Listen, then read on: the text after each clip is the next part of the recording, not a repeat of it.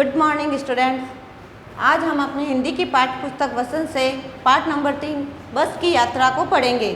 यह एक कहानी है जिसके लेखक है हरिशंकर परसाई। लेखक ने अपने यात्रा के अनुभवों, जो भी खट्टे मीठे उन्होंने अनुभव बिताए, वो अपने इस कहानी के माध्यम से उन्होंने हमारे साथ शेयर किए हैं।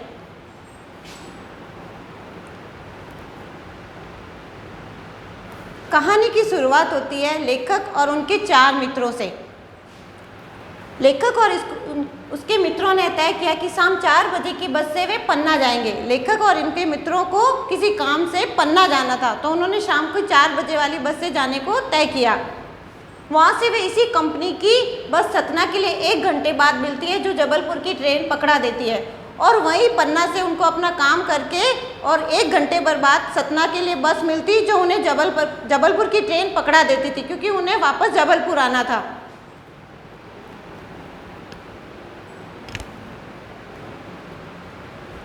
दो लोगों को सुबह काम पर हाजिर होना था।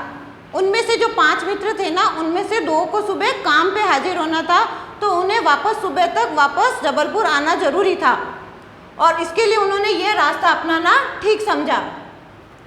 जबकि समझदार लोगों ने शाम की बस से सफ़र करने के लिए मना किया था, पर वे नहीं माने। लेकिन जो कुछ समझदार लोग थे जिन्होंने इस बस से यात्रा कर चुके थे, उन्हें अनुभव प्राप्त था इस बस का, तो उन्होंने लेखक और उनके मित्रों को कहा कि आप इस बस से यात्रा न करें तो ठीक है, क्योंकि ये बस डाकिन के समान है। लोगों ने इस बस को डाकिन माना। डाकिन क्यों माना? जैसे डाकिन कैसे लोगों को खा जाती है, तो वैसे इन्होंने कहा कि इस बस की जीर्ण शीर्ण अवस्था है और इसका कोई भरोसा नहीं, ये कभी भी दुर्घटनाग्रस्त हो सकती है और यात्रियों को संकट में डाल सकती है। तो अगर आप समझदार हो और हमारी बात मानो, तो आप इस बस से यात्रा ना करो तो ही ठीक है।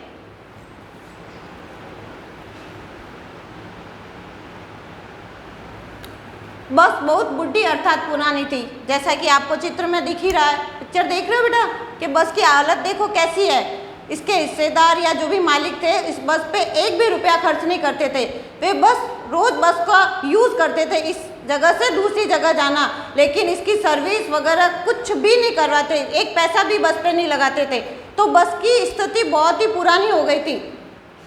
उन लोगों को तो ये बस पूजा के योग्य लग रही थी, और लेखक और उनके मित्रों ने जब बस को देखा तो उनको पूजा के योग्य लगी। उन्हें तो ऐसे लगा कि अब इस बस को यात्रा में यूज़ नहीं करना चाहिए, बल्कि इसको तो एक स्थान पर रख देना चाहिए जहाँ पे लोग आए जाए और उसके दर्शन करें, क्योंकि उसकी दशा वृद्ध स्त्री जैसी थी।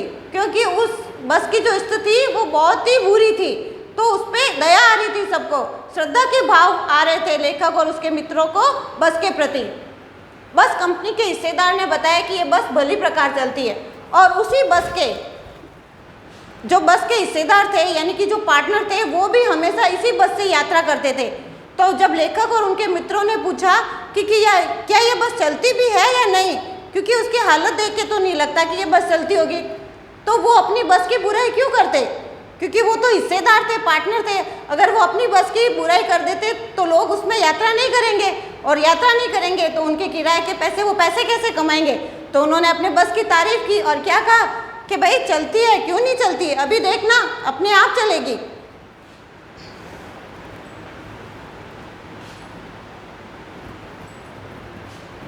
अब ये सोचकर पहले तो लेखक और उनके मित्र आगा पीछा करने लगे, यानी मन बदलने लगे, क्योंकि उन्हें भी डरने लगने लगा कि इस बस की हालत देख के हमें नहीं लगता कि ये बस हमें गंतव्य मार्ग तक ले जाएगी।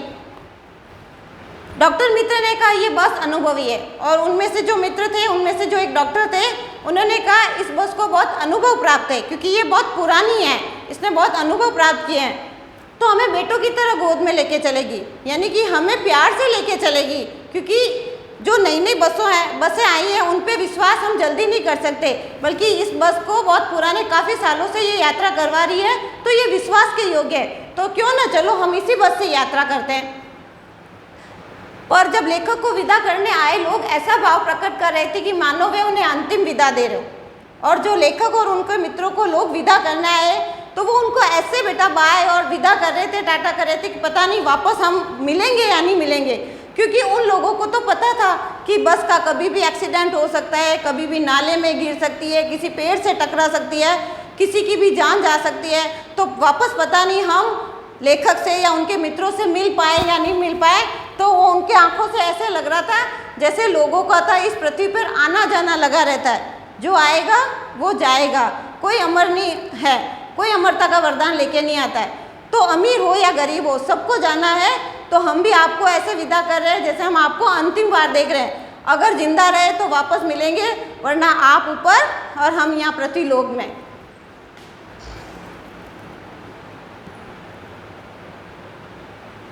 अब जैसे वो बस में बैठ गए, अब डॉक्टर मित्र की बात मना भी नहीं कर सकते, तो उन्होंने मान ली और बस में बैठ गए और बस का इंजन स्टार्ट हो गया फाइनली।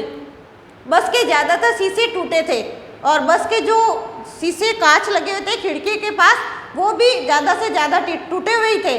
तो लेखक और उनके मित्रों ने अपने आप को बचाने के लिए क्या किया, खिड़की से दूर सरक के बैठ गए, क्योंकि उन्हें लग रहा था कि कभी भी उन्हें उस बस के टूटे कांच से चोट लग सकती है। ऐसा लग रहा था जैसे इंजन उनकी सीट के नीचे हो और बस के सभी हिस्से आवाज़ कर रहे थे और बस का इंजन इतना वाइब्रेशन कर रहा था कि सब चीज़ें हिल रही थी और उन्हें लग रहा था जैसे बस का इंजन उनकी सीट के नीचे ही लगा हुआ हो और बस के जो सभी पार्ट थे वो आपस में आवाज़ कर रहे थे, क्योंकि सर्विस नहीं की हुई थी टाइम टू टाइम। तो सब पुर्जे ढीले हो गए थे और कोई भी एक दूसरे का सहयोग नहीं कर रहा था। सब असहयोग, गांधी जी के असहयोग आंदोलन की तरह एक दूसरे का विरोध कर रहे थे। अचानक बस रुक गई। थोड़ी देर 8-10 मील चली थी, बस रुक गई। पता चला कि पेट्रोल की टंकी में छेद हो गया है। थोड़ी बस चली थी तो सबसे पहले प्रॉब्लम क्या हो गई, बस की टंकी में छेद हो गया, अर्थात बस की टंकी फूट चुकी थी।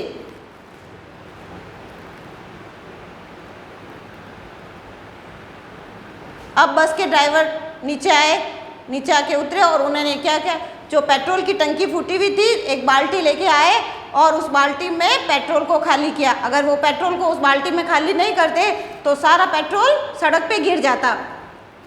और उसे नली, बस का ड्राइवर बाल्टी में पेट्रोल निकालकर उसे नली से इंजन तक पहुंचाने लगा। फिर उन्होंने क्या किया, पेट्रोल को एक बाल्टी में खाली किया, फिर एक रबड़ की नली ली और एक मुंह बाल्टी में डाला और दूसरा मुंह लेके इंजन को गीला करने लगे, उसको पेट्रोल वहां तक पहुंचाने लगे, क्योंकि अब पेट्रोल वहां पहुंच नहीं रहा था क्योंकि उसकी टंकी में छेद हो गया था। तो उन्होंने बाल्टी में नली डाली और एक मुंह उसमें और एक मुंह इंजन के ऊपर और उसको पेट्रोल से गीला कर दिया। लेखक को अब इस बस पर बिल्कुल भरोसा नहीं था। वैसे भी बैठने में उसको शंका हो रही थी लेखक को बस में, और ऊपर से थोड़ी दूर चलते ही बंद और हो गई और पेट्रोल की टंकी में भी छेद हो गया। अब तो लेखक को बस के किसी पुर्जे पर भरोसा नहीं रहा। उसने कहा इस बार पेट्रोल की टंकी में छेद हुआ है, नेक्स्ट टाइम पंचर हो सकती है, या गाड़ी की हेडलाइट वैसे भी कम है तो दुर्घटनाग्रस्त हो सकती है, ब्रेक फेल हो सकते हैं, स्टीयरिंग टूट सकता है, तो मैं इसके किसी भी पार्ट पे भरोसा नहीं कर सकता। उसे डर था कि बस किसी पेड़ से टकरा जाएगी और बस फिर रुक गई। और लेखक को जो बात प्रकृति के दृश्य बहुत लुभावने थे, लेखक का मन उनमें भी बिल्कुल मन नहीं लग रहा था। क्यों? क्योंकि उसका मन तो लग रहा था कि कब दुर्घटना हो जाएगी और कब मैं मर जाऊंगा। तो उसने प्राकृतिक दृश्यों को छोड़कर अपनी चिंता करने लगा कि पता नहीं एक पेड़ आएगा उससे बच जाएगी तो दूसरे पेड़ से टकरा जाएगी, तो एक पेड़ जाता वो दूसरे पेड़ का इंतजार करता, दूसरा जाता तो तीसरा जाता। मतलब उसके मन में डर बैठ गया था कि पता नहीं ये बस मेरे को कहाँ लेके जाके छोड़ेगी। थोड़ी देर चली, बस फिर रुक गई।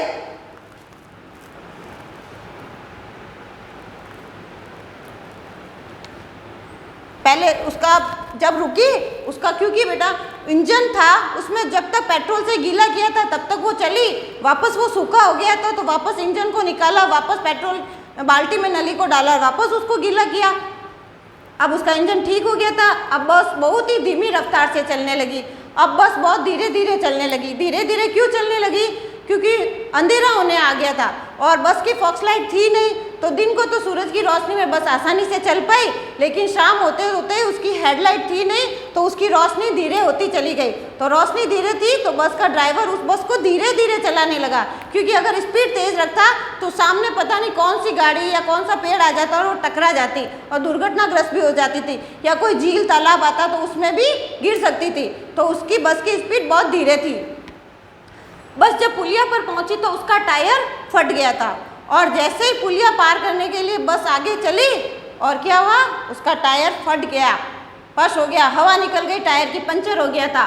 स्पीड कम थी, नहीं तो बस नाले में गिर जाती। अगर बस बहुत ही तेज स्पीड में होती तो वो जरूर नाले में गिर जाती। लेकिन ये तो गनीमत थी, लेखक और उनके मित्रों की किस्मत अच्छी थी कि बस की स्पीड धीरे थी, अगर तेज होती तो वो नाले में गिर जाती। काफ़ी देर बाद एक पुराना टायर लगाया गया तो वो बस कहीं चली। और हिस्सेदार साहब जी ने जब दूसरा टायर बदला तो वो भी देखो पुराना टायर ही था, नया टायर नहीं रखा था उन्होंने एक्स्ट्रा में गाड़ी में, वो भी पुराना ही था। तो मतलब कि वो इतने कंजूस थे, वो सिर्फ बस का यूज़ करते थे, बस पे 1 रुपया भी लगाने को नहीं तैयार थे। क्यों, जो एक्स्ट्रा टायर था वो भी उन्होंने पुराना ही लगाया था, वो भी नया नहीं लगाया उन्होंने। पर फिर भी जैसा भी टायर था पुराना वो लगाया गया और बस कहीं चलने को तैयार हुई।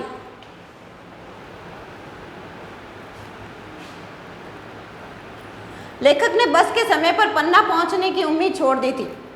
अब लेखक को लग गया था कि पेट्रोल की टंकी तो फूटी हुई वैसे ही है, थोड़ी थोड़ी देर में वैसे भी इंजन को गीला करना पड़ेगा, और बस का टायर भी एक तो फट गया है और जो दूसरा लगाया है वो भी पुराना लगाया है। अब पता नहीं वो भी कितना चलेगा, 8 मील, 10 मील, 15 मील, कोई भरोसा नहीं है। और जब ये भी फट गया तो नया तीसरा एक्स्ट्रा लगाने को टायर भी नहीं था गाड़ी में। तो अब लेखक ने मन में ठान लिया कि अब मैं पन्ना क्या कहीं पे भी नहीं पहुंच सकता, पृथ्वी में ऐसी कोई जगह नहीं बची जहां मैं पहुंच सकता हूं। तो उसने मन में जो भी तनाव था, जो भी चिंता थी, जो भी उतावलापन था पन्ना जल्दी जल्दी पहुंचने की, सुबह तक वापस आना है, वो सब खत्म हो गई। और उन्होंने पन्ना पहुंचने की उम्मीद ही छोड़ दी कि अब हम तो जो जिंदगी बची है वो इसी बस में बितानी है। अब हम ना तो हम घर पहुंच पाएंगे और ना ही पन्ना पहुंच पाएंगे, हम तो बीच में लटके हुए। अब या तो जिंदा रहे तो सारी उम्र इसी बस में बितानी है, वरना भगवान के घर जाना है। अब सबके बीच खूब हंसी मजाक होने लगा। अब लेखक ने कहा चिंता करने से कोई हल नहीं होगा, तो इससे तो अच्छा है हम मिलके हंसी मजाक करें और टाइम पास करें। तो सब पैर फैला के बैठ गए और आराम से सब मित्र आपस में बातचीत करने लगे और हंसी ठहाका से अपना समय बिताने लगे। तो इस प्रकार लेखक ने बहुत ही खट्टे मीठे अनुभव प्राप्त किए इस बस की यात्रा में। तो कैसी लगी आपको हमारी बस की यात्रा? घर पे जरूर आप एक बार इस पाठ को पढ़िएगा। तब वीडियो देखने के लिए धन्यवाद।